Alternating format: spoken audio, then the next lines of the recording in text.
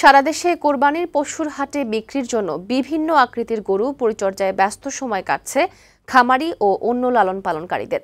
বিভিন্ন স্থানে আকৃতির বিশালতার জন্য সাড়া ফেলেছে অনেক গরু। বাহারি সব দামের এসব গরু নিয়ে চলছে আলোচনা।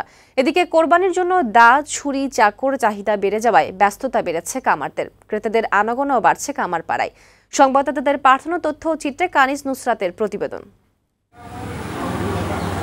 মৌলভীবাজার সদর উপজেলায় ২৭ মণ ওজনের একটি ষাঁড় সবার নজর কেড়েছে। ১০ ফুট লম্বা ষাঁড়টির উচ্চতা ৫ ফুট ৮ ইঞ্চি। প্রাকৃতিকভাবে ষাঁড়টি বড় করেছেন বদরুল ইসলাম। কোরবানির ঈদ উপলক্ষে বিক্রির জন্য দাম হাঁকা হচ্ছে ১৫ লাখ টাকা।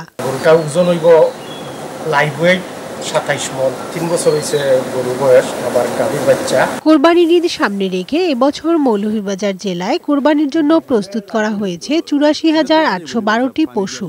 বাড়িতে ও খামারে এসব পশু লালন পালন করা হয়েছে। মৌলভীবাজার জেলায় ৫,৩৬৯টি হৃষ্টপুষ্ট খামারি রয়েছে। এর ভিতরে ৮৪,৮১২টি গরু আমাদের এই বছরের কোরবানির জন্য প্রস্তুত রয়েছে। এদিকে চুয়াডাঙ্গা জেলার বিভিন্ন খামারে ও বাড়িতে ২,১২,০০০ গবাদি পশু প্রস্তুত করা হয়েছে। তবে জেলায় কোরবানির জন্য চাহিদা রয়েছে ১,৬০,০০০ পশুর। এ অঞ্চলের খামারিরা শাহিওয়াল ও ফ্রিজিয়ান জাতের গরু বেশি লালন পালন করে।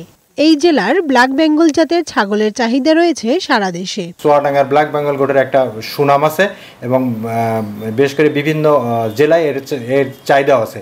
অন্যদিকে কোরবানির ঈদ সামনে রেখে ব্যস্ত সময় পার করছে কিশোরগঞ্জের কামাররা। তাদের কাছে নতুন চাকু, বটি, কাটারি ও ছুরি কেনার পাশাপাশি পুরনোগুলো শান দিয়ে নিচ্ছেন অনেকে।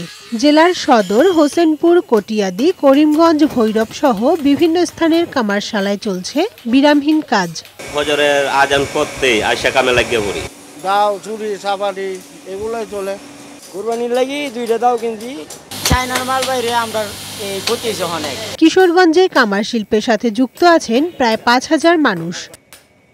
ডেস্ক রিপোর্ট, বৈশাখী সংবাদ।